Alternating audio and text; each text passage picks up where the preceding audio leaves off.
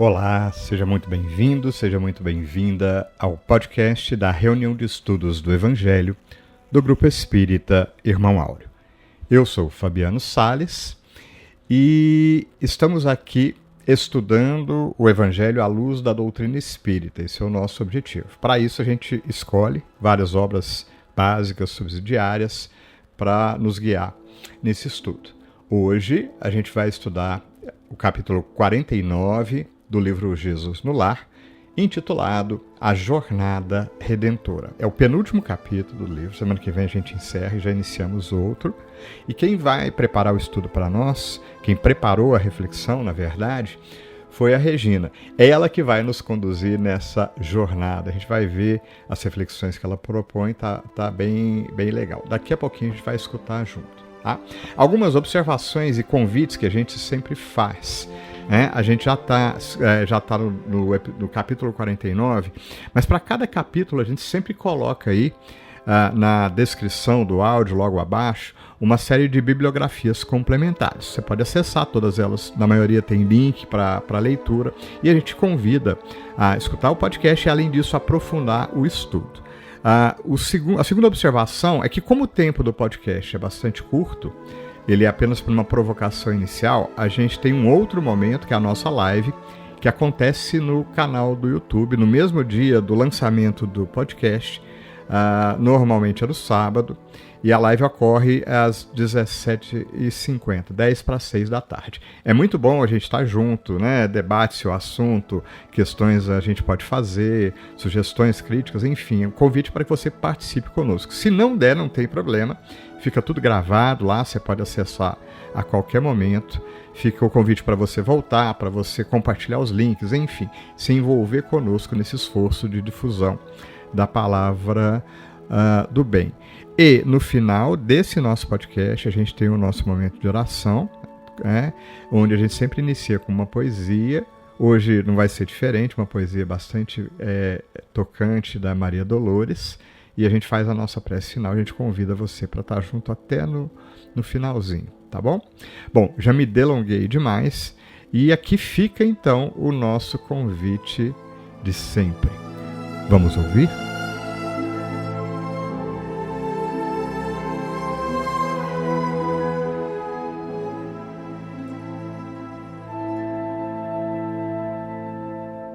Dependendo do horário que vocês irão ouvir, uma boa noite, um bom dia, uma boa tarde.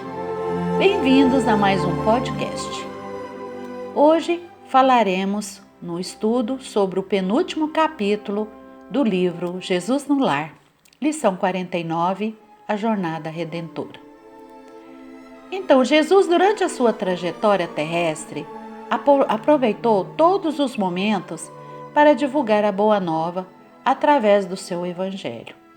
Um roteiro seguro a ser seguido, o guia do caminho, o manual do amor e da alegria. Todas as suas lições eram renovadoras e consoladoras.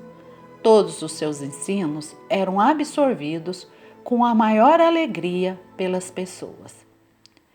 E Jesus vem dizer a respeito do seu ensino em João, capítulo 7, versículo 16. O que eu ensino não vem de mim, mas vem de Deus que me enviou. Então, iniciando o nosso estudo sobre a jornada redentora, foi aberta a doce conversação da noite em torno da Boa Nova. Salomé, a esposa de Zebedeu, mãe de Tiago e João, faz uma pergunta a Jesus. Senhor, como se verificará nossa jornada para o reino divino? Eu busquei no livro Boa Nova uma fala de Jesus conversando com Zebedeu, que disse que o reino de Deus tem de ser fundado no coração dos homens.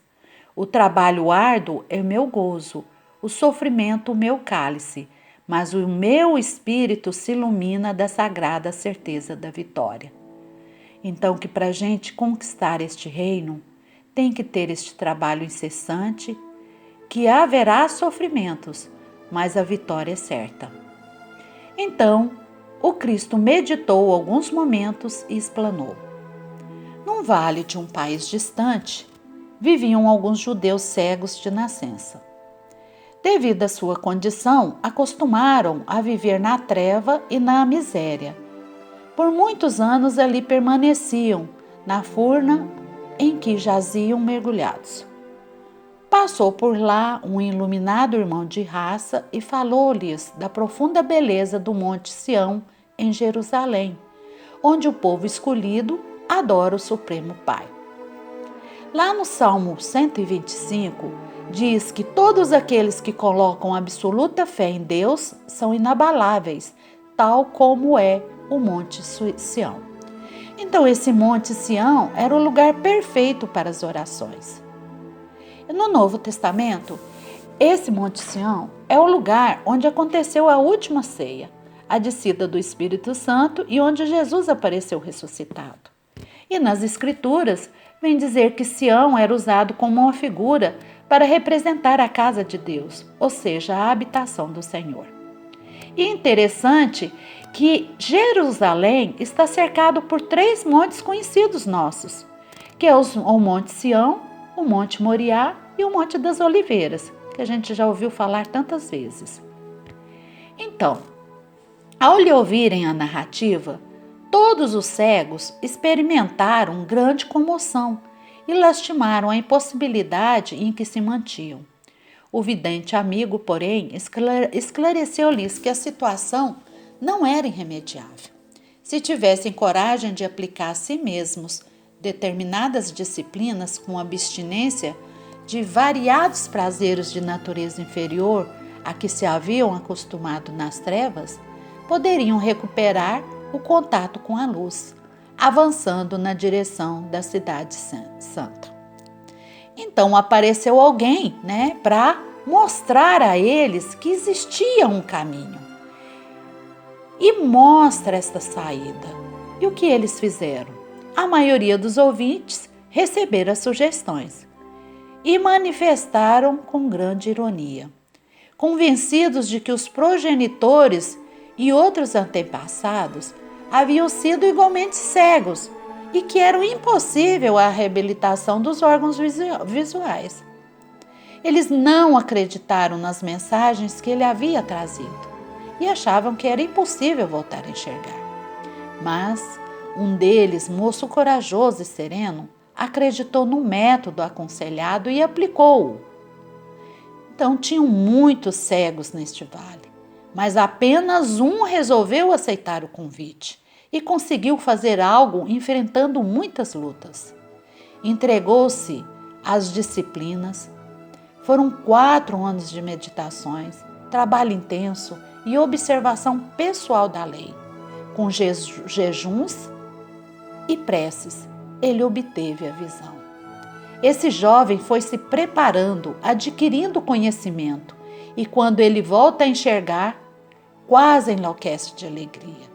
E vai alertar os outros, tomado de muita compaixão.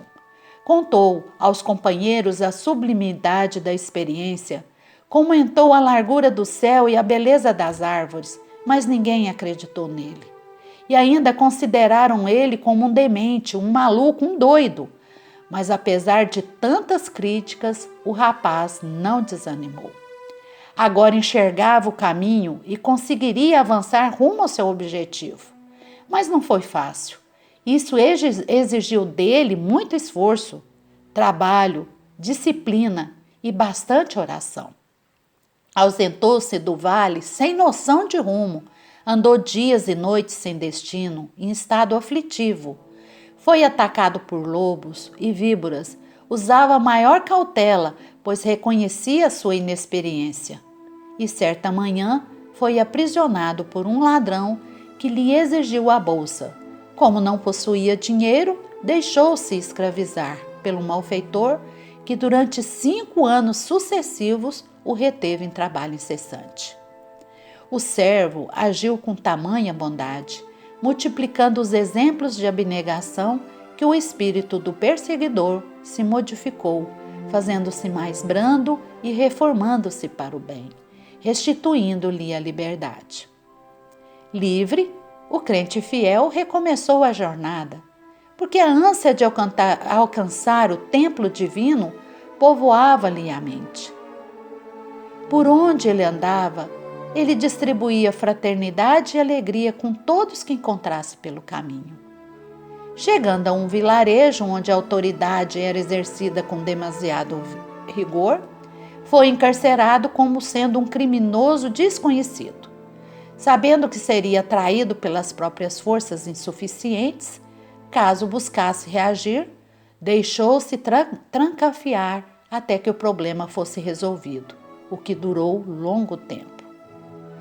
Nunca se revelou inativo no exercício do bem. Inocente e na própria cadeia, encontrou vastíssimas oportunidades para demonstrar boa vontade, amor e tolerância, sensibilizando as autoridades que o libertaram. O ideal de atingir o santuário sublime absorvia-lhe o pensamento e prosseguiu na marcha. Somente depois de 20 anos de lutas e provas, das quais sempre saía vitorioso, é que conseguiu chegar ao Monte Sião para adorar o Supremo Senhor. Então, no Salmo 125, dando continuidade, ele fala o seguinte: os que confiam no Senhor serão como o Monte Sião, que não se abala, mas permanece firme para sempre.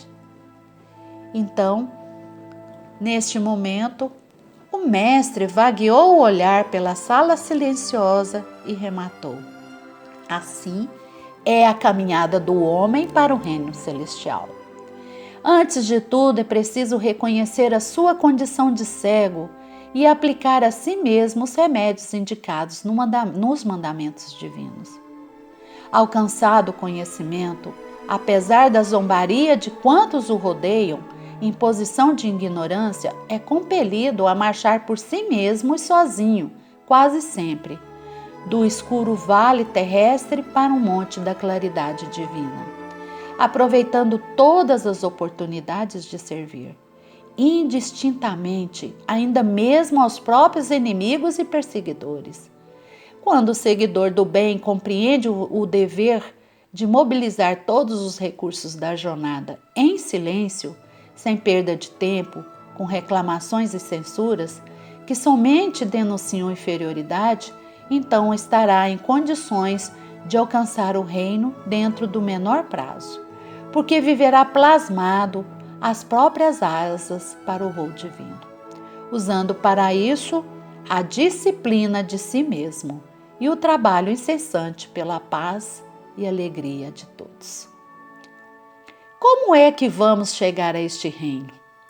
Então, nessa lição, Jesus mostra para Salomé e para todos nós qual o caminho que nós devemos percorrer. Se ainda somos cegos, é porque rejeitamos, muitas vezes, o remédio que vai nos curar dessa cegueira.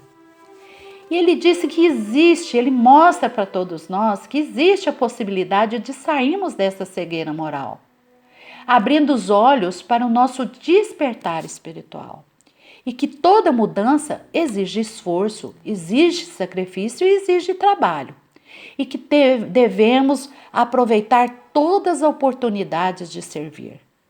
Então ele fala para nós com trabalho incessante, disciplina de si mesmo, estudo, meditação, oração, coragem, boa vontade, amor, tolerância, abnegação, abstinência. Assim, a vitória será certa para todos nós. Então, que possamos agradecer mais uma oportunidade de luz, que as bênçãos de Deus ilumine todos nós, na certeza de que nós estaremos prosseguindo nesta caminhada, buscando alcançar este reino divino, colocando em nossos corações os doces ensinos maravilhosos de Jesus. Fiquemos em paz, ficamos com Jesus. Graças a Deus. Iniciamos o nosso momento de oração de hoje com a poesia Diariamente, de Maria Dolores. Quando te ergues de manhã para o trabalho que te espera, é qual se começasses novamente a jornada no mundo para frente. Anota, cada dia é um trecho da viagem, reclamando bagagem, que expresse provisão de tudo o que precises para seguir no culto à própria obrigação. De certo, cogitaste do alimento que te garanta as energias, do calçado da fé que a firmeza te ateste, da roupa de esperança que te enfeita e te veste, das palavras que tens por centro de atração, dessa ou daquela minudência que te mostrem o brilho da existência em nobre formação. Sabes, porém, que essa romagem, que todos nós chamamos dia a dia, se nos oferta lances de alegria, muitas vezes se fazem pedras de tropeços, problemas, desencantos, recomeços, inquietação e prova, por entre os quais a vida se renova. Por isto, eis que te rogo, por mais que te prepares com razão, pede a Deus te conceda, no preciso momento de sair, a coragem de amar e de ser bênção de paz, seja onde for, recordando que Deus, a todo instante, é sempre o eterno amor, que tudo nos concede ao coração, a fim de que venhamos a vencer as lutas do trabalho e as farpas do dever, sem exigir qualquer compensação. Mestre amigo Jesus, nesses instantes de prece e de reflexão, tocado pelas bênçãos e pela luz do Teu Evangelho, reconhecemos, Mestre amigo, toda a nossa caminhada espiritual que nos trouxe até aqui, nesse exato instante. Por isso mesmo, ao olhar para todas as nossas realizações, reconhecendo as construções e o que já conseguimos, também temos que reconhecer aquilo que nos falta, o quanto ainda precisamos buscar em nós mesmos, para estarmos em pleno acordo com as leis divinas de Deus.